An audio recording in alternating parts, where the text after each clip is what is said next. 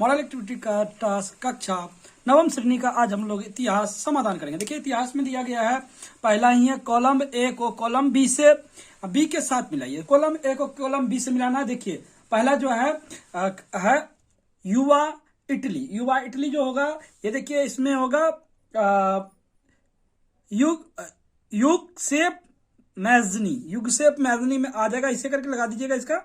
उसके बाद देखिए है कि सुरक्षित लैंप, ये सुरक्षित लैंप जो हुआ था हैम्पी डेविड ने किया था, हैम्पी डेविड में लगा दीजिएगा। ये इसमें नहीं तो देख लीजिए 1 नंबर इसमें लिख दीजिएगा और इसमें 2 नंबर। उसके बाद जो है यूटोपियन समाजवाद जो था, यूटोपियन समाजवाद सेंट साइमन था, सेंट साइमन में लगा दीजिएगा।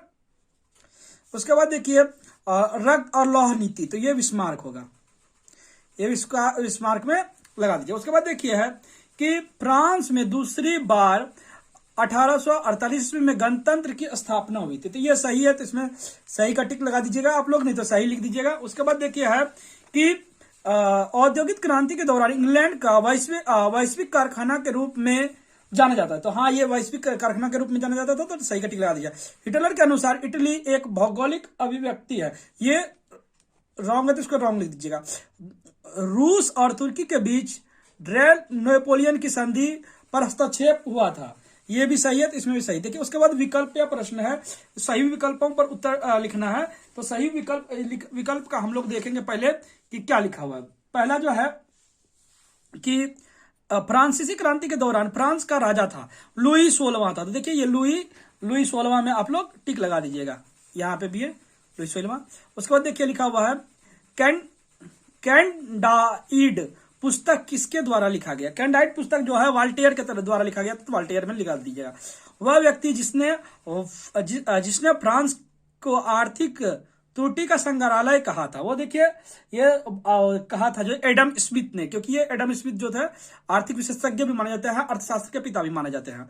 1861 के मुक्ति स्वरूप ने प्रभावी रूप से में दास्ता को समाप्त किया था। देखिए ये ये जो है रूसो या रूस में कर दीजिएगा। उसके बाद देखिए निम्नलिखित प्रश्नों के उत्तर 2 या 3 वाक्यों में लिखना है, लेकिन ये 2 और 3 वाक्यों में नहीं है, इसे ज्यादा में ही लिखना पड़ेगा। जैसे कि पहला नंबर है क्वेश्चन कि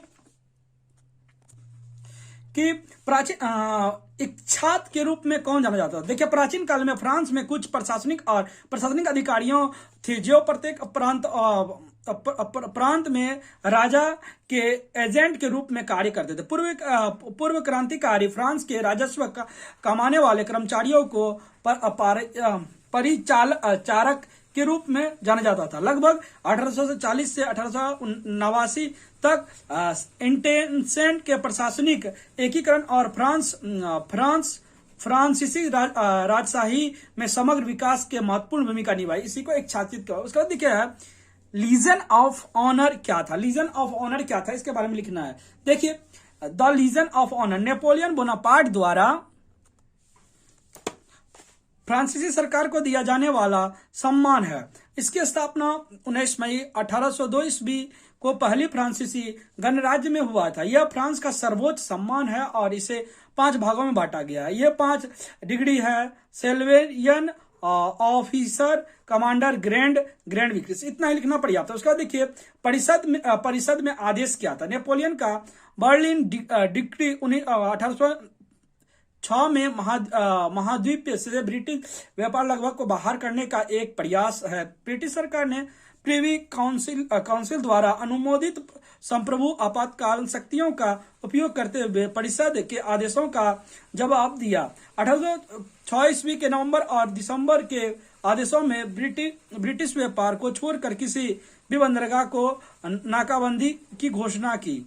इस घोषणा को परिषद के आदेश के रूप में जाना जाता है। उसके बाद देखिए है रिसोर्गीमेंट क्या था। रिसोर्गीमेंट क्या था, इसके बारे में लिखना है। देखिए कार्बोनिक एसोसिएशन के सहयोग से इटली में एक राष्ट्रवाद आंदोलन का जन्म हुआ। इस राष्ट्रवाद जागरण को पुनरुत्थान या रिसोर्जेंट कहा जाता है। इस आंदोलन के माध्यम से इटालियंस अपनी पिछले परंपराओं और संस्कृतों और महाकाव्यों के बारे में विशेष रूप से जागरूक हो गए। उसके बाद देखिए है कि ये घेट्टी किसे कहते हैं। देखिए घेट्टी किसे कहते हैं। यहूदी बस्ती शब्द की उत्पत्ति इटली के बेसिन शहर से हुआ है। विभिन्न यूरोपीय शहरों में अल्पसंख्यक समुदाय जैसे यहूदी अपने सुरक्षा के लिए शहर में एक निश्चित संलग्न क्षेत्र एक साथ रहते थे। इस संलग्न स्थानों क्षेत्र में एक साथ रहने बस्तियों को गर्म बस्ती या भट्टी बस्ती कहते थे। इतना ही लिखना पर्याप्त है। उसके बाद देखिए जार मुक्तिदाता किसे कहा जाता है और क्यों। जार मुक्तिदाता किसे और क्यों कहा जाता है। देखिए जार मुक्तिदाता अलेक्जेंडर को कहा जाता है। अलेक्जेंडर को लिखने के बाद लिख दीजिएगा। अलेक्जेंडर द्वितीय ने गद्दी पर बैठते ही विभिन्न सुधारों का श्री गणेश किया। इन्हें सुधारों के क्रम में भू दासों की मुक्ति भी शामिल थी। अपने विभिन्न सुधारों के कारण रूस के इतिहास में वह मुक्तिदाता कहा जाता है। रूस के इतिहास में दास प्रथा का अलेक्जेंडर द्वितीय के द्वारा अंत किया गया। जाना एक महत्वपूर्ण घटना। दास भी अपनी मुक्ति के द्वारा अंत किया जाना इच्छा और जाहिर करने लगे। अतः जार ने भी उनकी मुक्ति के लिए अपना तत्परता दिखाई। इस घटना ने न केवल रूस की जनता के सामाजिक जीवन में परिवर्तन किया परंतु आर्थिक जीवन में भी क्रांतिकारी परिवर्तन ला दिया। दासों की अवस्था में सुधार के लिए अलेक्जेंडर ने 1861 में 4 मुक्ति घोषणा की। पहली मुक्ति घोषणा के अनुसार साम्राज्य के दायित्व को समाप्त कर दिया गया। तो लिख दीजिएगा।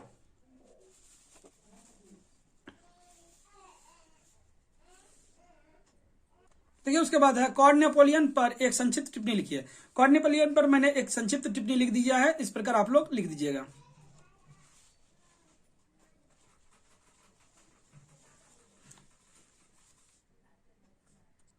ये देखिए ऐसे लिख दीजिएगा।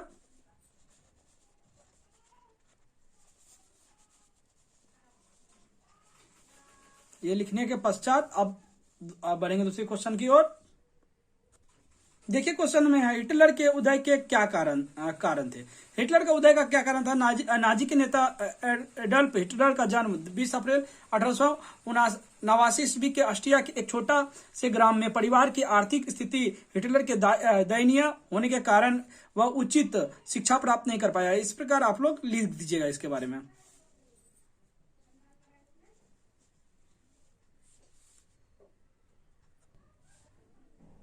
ये देखिए इस प्रकार लिखना है।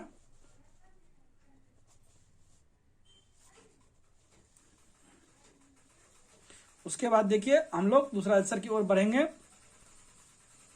देखिए इस डिस्पैच टेलीग्राम क्या था। ये टेलीग्राम के बारे में लिखना है। देखिए फ्रैंको प्रशिया युद्ध के समय नेपोलियन तृतीय के प्रयास के शासन से इस बात के लिए स्पष्ट रूप से निम्नलिखित आश्वासन मांग की गई। प्रशिया भविष्य में लियोपोल्ड को स्पेन के सिंहासन पर बैठाने का प्रयत्न नहीं करेगा।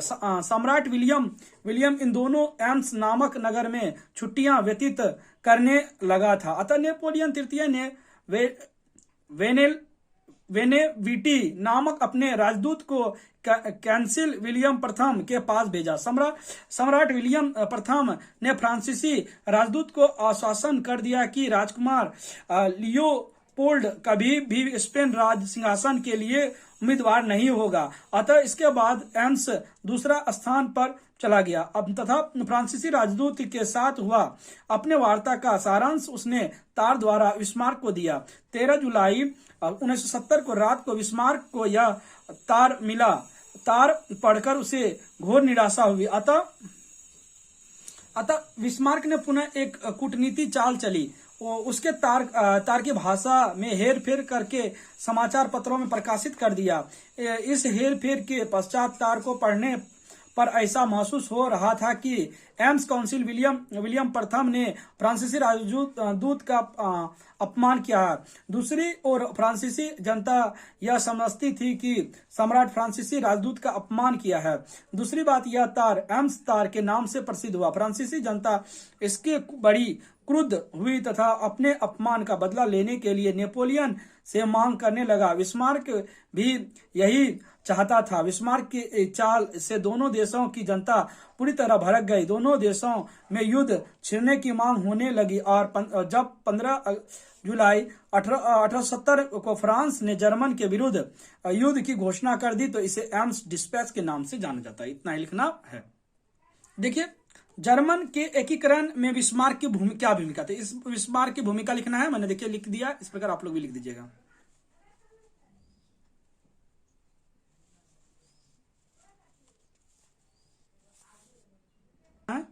तो एक एक लाइन करके लिख दीजिएगा।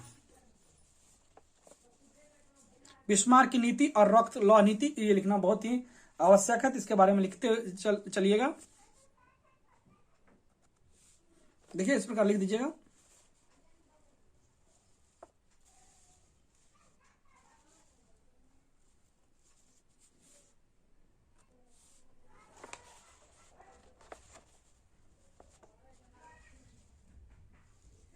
इस प्रकार आप लोग इसको लिख दीजिएगा।